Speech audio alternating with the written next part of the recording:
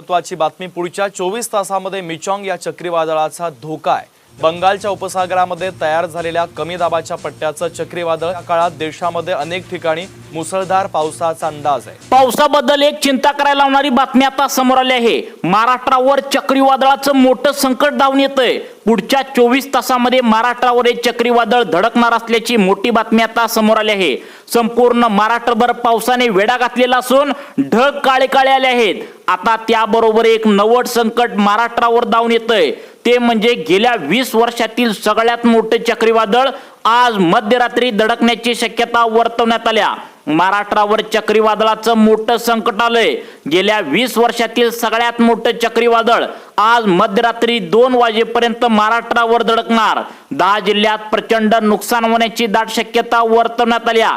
एक वादळ जे बंगालच्या उपसागरात या ठिकाणी कमी दाबाचा पट्टा निर्माण झाल्यामुळे तयार झालंय, पुन्हा एकदा महाराष्ट्राच्या दिशेने पुढे पुढे प्रचंड वेगाने या ठिकाणी सरकू लागल्याची माहिती आता समोर आले आहे। भारतीय हवामान खात्याने याबद्दल सर्वात मोठा रेड अलर्ट दिल्याची माहिती आता समोर आली आहे। गेल्या 20 वर्षातील सगळ्यात मोठे चक्रीवादळ पुढच्या काही तासांमध्ये या ठिकाणी दाखल होण्याची शक्यता वर्तवण्यात आली। त्यामुळे प्रत्येक नागरिकांनी आणि शेतकऱ्यांनी सतर्क राहण्याच्या सूचना या ठिकाणी आता सर्वांना देण्यात आलेत। सरकारने अर्जंट आदेश जारी केलाय। या चक्रीवादळाचा फटका 10 जिल्ह्यांमध्ये महाराष्ट्रात जबरदस्त बसणार असल्याची माहिती समोर आली आहे। त्यामुळे विशेष काळजी घेण्याचं आवाहन सुद्धा करण्यात आलंय। राज्य सरकारने या चक्रीवादळाच्या जुलै महिन्यातील 3 तारखा सुद्धा जाहीर करण्यात आलेत। या 3 तारखांना राज्यभरात सर्वाधिक नुकसान होण्याची शक्यता प्रशासनाने सर्व नागरिकांना आणि विशेषतः शेतकऱ्यांना सतर्क राहण्याच्या आणि सुरक्षेच्या सूचनांचं पालन करण्याचं आवाहन केलं आहे। आज मध्यरात्री कोणकोणत्या जिल्ह्यांना आता चक्रीवादळाचा मोठा फटका बसण्याची शक्यता आहे, कुठे पूर परिस्थिती निर्माण होण्याची शक्यता आहे, कुठे मुसळधार पावसाची शक्यता आहे, ढगफुटीचे कोणते जिल्हे आहेत, कोणत्या जिल्ह्यांना रेड अलर्ट देण्यात आला आहे, कोणत्या जिल्ह्यांना येलो अलर्ट देण्यात आला आहे। राज्यात ठिकठिकाणी आपत्कालीन परिस्थितीची सूचना आधीच देण्यात आल्या। सरकारकडून आपत्कालीन परिस्थितीमध्ये आता उपाययोजना करण्याच्या सूचना देण्यात आल्या आहेत। या वादळाच्या पार्श्वभूमीवर अनेक उपाययोजना या ठिकाणी करण्याचा आदेश देण्यात आले। त्यामुळे तुम्हाला या संकटाचा सामना आता करावाच लागेल। आता जुलै महिन्यातील कोणत्या 3 तारखांना आता सर्वाधिक नुकसान होण्याची शक्यता वर्तवण्यात आल्या आणि कोणते ते 10 जिल्हे आहेत जिथे आज मध्यरात्री 2च्या सुमारास प्रचंड मोठं नुकसान होण्याची शक्यता वर्तवण्यात आल्या। संपूर्ण या ठिकाणी यादी आता तुम्हाला पुढच्या 2 मिनिटांच्या आतमध्ये सांगणार आहे। हे चक्रीवादळ कसे काय तयार झाले, कोणत्या 10 जिल्ह्यावर आज त्या ठिकाणी मध्यरात्री 2 वाजता हे चक्रीवादळ तुटून पडणार आहे। लक्षात ठेवा, तुम्ही रात्री झोपेत असता आणि अचानक हे चक्रीवादळ जर तुमच्या घरामध्ये शिरलं तर अचानक आता घराची पत्रे उडू शकतात, तसेच लाईटीचे खांब मोडून पडू शकतात, झाडे अचानक मोडून पडू शकतात। त्यामुळे या चक्रीवादळाचा फटका कोणकोणत्या जिल्ह्यांना होणार आहे, कारण या ठिकाणी असं पण सांगण्यात आलंय अनेक जिल्ह्यांना या ठिकाणी आता हा पत्र जे आहे तर ते हवेत उडवून येणार आहेत, झाडे मोडणार आहेत, आता लाईट वगैरे या ठिकाणी सगळी जाऊ शकते, अशा प्रकारची परिस्थिती होऊ शकते। मग यापासून तुम्ही स्वतःचा बचाव कशा पद्धतीने करून घ्यायचा आहे, राज्य सरकारने काय काय सूचना या ठिकाणी पुढच्या 24 तासांसाठी नागरिकांना दिल्या आहेत, संपूर्ण सविस्तर माहिती आता पाहण्यासाठी फक्त 2 मिनिटे इथून पुढे लक्ष देऊन बघा। या चक्रीवादळ जे आहे, या चक्रीवादळ बंगालच्या उपसागरात तयार झाल्याची माहिती समोर आल्या। समुद्राच्या पृष्ठभागावरील तापमानवाढीमुळे आणि कमी दाबाचा पट्टा अधिक तीव्र झाल्यामुळे हे निर्माण झाल्याचं पाहायला मिळतंय। हे महाभयंकर 20 वर्षातील सगळ्यात मोठं या ठिकाणी वादळ निर्माण झाल्याची माहिती समोर आली आहे। हवामान खात्याच्या ताज्या अंदाजानुसार या वादळाची तीव्रता पुढील 3 ते 4 तासांमध्ये तीव्र होण्याचा या ठिकाणी अंदाज वर्तवण्यात आला आहे। तसेच जुलै महिन्यातील आता तारखा सांगण्यात आलेत ज्यामध्ये सर्वाधिक मोठं भयंकर धोका असण्याचं सांगण्यात आलंय। या चक्रीवादळामुळे जवळपास 70 ते 120 किलोमीटर प्रति तास वेगाचे वारे मध्यरात्री वाहू लागतील। शेतीचं मोठं नुकसान होऊ लागेल। तुम्ही जर पेरणी केला असाल किंवा पेरणीच्या तयारीत असाल तर यामध्ये भयंकर आता शेतीचं नुकसान होऊ शकतात। नदी नाले यांना पूर येण्याचा धोका यामध्ये आता सांगण्यात आला आहे। ज्यांची घरं पत्र्याची आहेत, कच्ची घरं आहेत, त्यांची पत्रे अचानक या ठिकाणी वादळी वारा हा मोठा असल्यामुळे उडून जातील, घराचे छप्पर उडून जातील, विजेचे खांब अचानक मोडून पडतील. त्यामुळे आताच मोबाईल चार्जिंग करून ठेवा. झाडे उन्मळून पडू शकतात. समुद्राची परिस्थिती खवळलेलं या ठिकाणी पाहायला मिळतंय. चक्रीवादळामुळे समुद्रात मोठमोठ्या लाटा निर्माण होतील. समुद्रामध्ये मासेमारी करणाऱ्या लोकांना यामुळे धोका निर्माण होतोय. त्यामुळे किनाऱ्याकडला येण्याचा सल्ला दिलाय. प्रशासनाने सर्व मासेमारांना किनाऱ्यावर परतण्याचे आदेश दिलेत. वीज पडण्याचा धोका या ठिकाणी जास्त आहे. चक्रीवादळात विजेचा कडकडाट मोठ्या प्रमाणात या ठिकाणी आज मध्यरात्री तुम्हाला पाहायला मिळेल. त्यामुळे माणसं तसेच जनावर असतील तसेच शेतकऱ्यांना मोठं नुकसान या ठिकाणी आता होऊ शकतं. मागील काही वर्षात चक्रीवादळाचा इतिहास जर आपण पाहिला तर तुम्हाला किती मोठं या ठिकाणी धोका असतो हे तुम्हाला गांभीर्य लक्षात येईल. बघा, 20 वर्षातील सगळ्यात मोठं चक्रीवादळ आता आज मध्यरात्री तसेच जुलै महिन्याच्या 3 तारखांना सुद्धा धडकणार आहे. मग त्या तारखा कोणत्या आहेत हे पण तुम्हाला लगेच या ठिकाणी आता सांगणार आहे. लक्षात ठेवा, आपण मागचा त्या ठिकाणी चक्रीवादळाचा इतिहास जर बघितला तर तुमच्या लक्षात येईल की चक्रीवादळाचं मोठं संकट किती असतं. 2019 मध्ये एक चक्रीवादळ आलतं ज्याचं नाव फनी असं नाव या ठिकाणी आता ठेवलेलं होतं. या चक्रीवादळाने ओडिसा राज्यामध्ये प्रचंड मोठं नुकसान या ठिकाणी केलं होतं. यामध्ये हजारो झाडं अगदी 1-2 मिनिटाच्या आतमध्ये उन्मळून पडली, घरे उद्ध्वस्त झाली, शेतीचंही भयंकर नुकसान झालं होतं. त्यानंतर 2020 मध्ये आमाफाना नावाचं एक चक्रीवादळ पश्चिम बंगाल आणि बांगलादेशामध्ये हाहाकार माजवला होता. या वादळामुळे 13 ते 14 लाख घरं आणि पिकांचं प्रचंड प्रमाणात नुकसान झाल्याचं या ठिकाणी पाहायला मिळालं.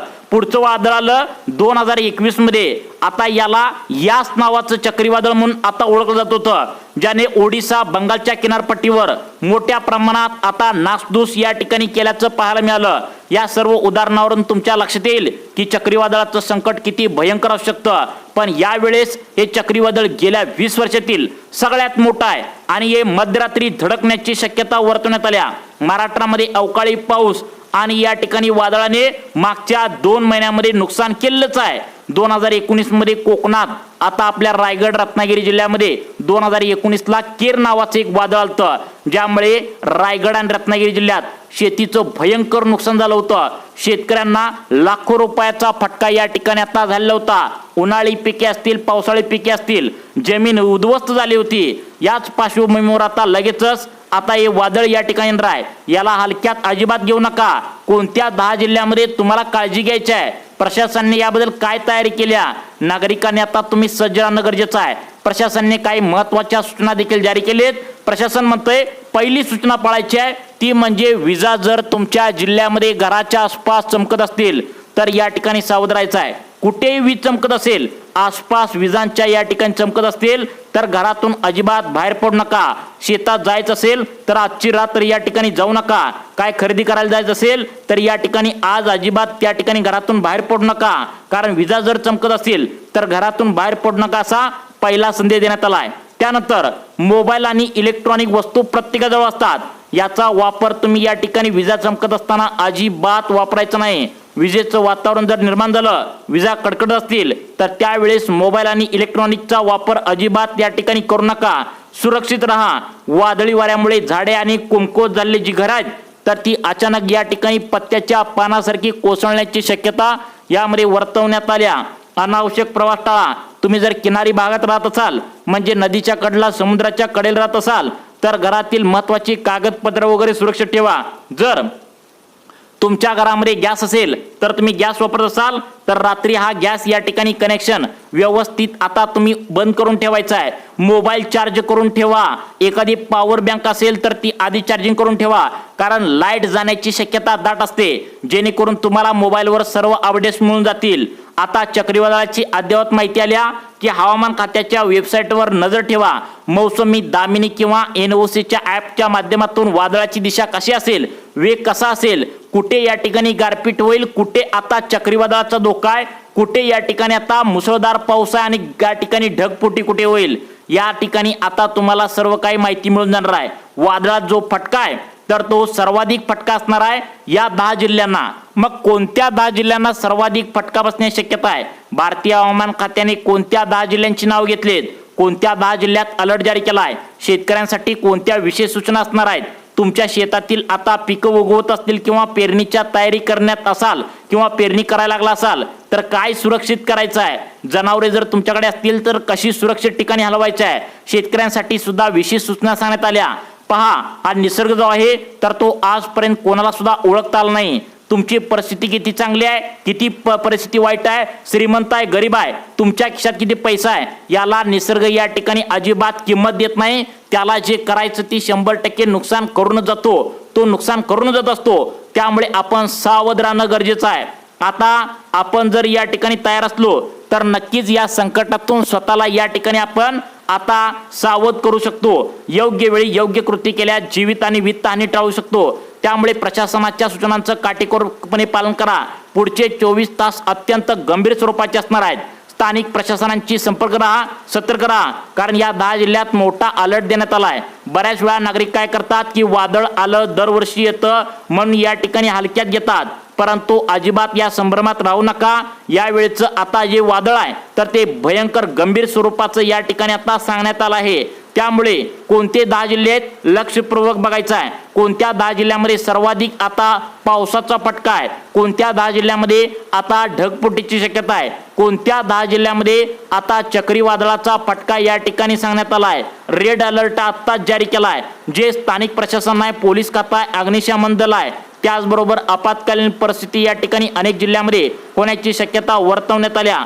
त्या ठिकाणची पालकमंत्री असतील, प्रशासन असेल तर या सर्वांना या ठिकाणी आदेश देण्यात आला आहे। सगळ्यात महत्त्वाचं म्हणजे जुलै महिन्याच्या कोणत्या 3 तारखा आहेत ज्या तारखांना सर्वाधिक चक्रीवादळाचा फटका बसणार आहे आणि आज मध्यरात्री कोणत्या महत्त्वाच्या 10 जिल्ह्यांना भारतीय हवामान खात्याने या ठिकाणी आता डबल तीव्रतेचा रेड अलर्ट जारी केला आहे। कोणते जिल्हे आहेत तर सर्वांनी या ठिकाणी आता कान देऊन ऐकायचं आहे। त्यानंतर तुम्हाला कोणत्या सूचना पाळायच्या आहेत हे सांगतो। आता बघा, मुंबई शहर असेल, मुंबई उपनगर असेल तर मुंबई शहर जिल्हा असेल तर या जिल्ह्यातील नागरिकांनी आता सावध राहायचं आहे। 24 तासांसाठी मुसळधार ते अतिमुसळधार पावसाचा अंदाज यामध्ये आता वर्तवण्यात आला आहे। मग तुम्ही काय काय काळजी घ्यायची आहे बघा, पुढे सांगतो। त्यानंतरचा पुढचा जिल्हा आहे ठाणे। आता इकडे बघा, ठाणे जिल्हा किनारपट्टी लगतचा जिल्हा आहे। दुसरा जिल्हा म्हणजे ठाणे, या जिल्ह्यामध्ये देखील सतर्क राहणं गरजेचं आहे। रायगड जिल्हा, रायगड जिल्ह्यात 2019ला 2021ला 2 मोठं नुकसान झालं होतं। या धर्तीवर कदाचित नुकसान होण्याची दाट शक्यता वर्तवण्यात आल्या, त्यामुळे सतर्क राहा। पुढचा जिल्हा आहे रत्नागिरी, किनारपट्टी लगतचा रत्नागिरी जिल्हा, यामध्ये भयंकर लाटा उसळून वादळी वाऱ्यासह आता प्रचंड पाऊस पुढच्या 24 तासामध्ये बरसण्याची शक्यता वर्तवण्यात आल्या। पुढचा जिल्हा आहे सिंधुदुर्ग जिल्हा, यामध्ये मोठ्या प्रमाणात पाऊस होऊ शकतो। आता पालघर जिल्हा, पालघर जिल्ह्यामध्ये देखील सतर्क राहण्याचा सल्ला तुम्हाला या ठिकाणी दिला आहे। त्यानंतर इकडे पुणे विभागातील सातारा जिल्ह्यामध्ये सुद्धा पुढच्या 24 तासांसाठी सगळ्यात मोठा हाय अलर्ट देण्यात आला आहे। त्यानंतरचा पुढचा जिल्हा सांगण्यात आला आहे पुणे जिल्हा। आता या जिल्ह्यामध्ये सुद्धा आता अनेक भागामध्ये मुसळधार ते अतिमुसळधार पावसाचा अंदाज देण्यात आला आहे, ज्यामध्ये काय होणार आहे, अतिवृष्टी होण्याची शक्यता आहे। त्यानंतर वादळी वारे होईल आणि किनारपट्टी लगतच्या जिल्ह्यांना समुद्राच्या लाटांचा मोठा धोका आहे। विशेषतः कोकणातील रायगड, रत्नागिरी, सिंधुदुर्ग या 3 जिल्ह्यामध्ये सर्वाधिक मोठ्या पावसाचा धोका आहे, वादळी वाऱ्याचा धोका आहे, कारण की हे भाग किनारपट्टी लगतचे आहेत। या भागामध्ये विशेषतः कोकण आणि मध्य महाराष्ट्रात मुसळधार पाऊस या ठिकाणी पुढच्या 24 तासही असणार आहे। त्यामुळे या संकटाच्या आता कारण म्हणजे नद्या नाल्यांना पूर अचानक येऊ शकतो। वादळी वारं 90 ते 100 किलोमीटर प्रति तासाच्या वेगाने या ठिकाणी वाहण्याची शक्यता आहे। त्यामुळे झाडे उन्मळून पडू शकतात, विजेचे खांब आता उडपून पडू शकतात, घराची छपरे उडू शकतात। अशा प्रकारचे संकटे या ठिकाणी येऊ शकतात।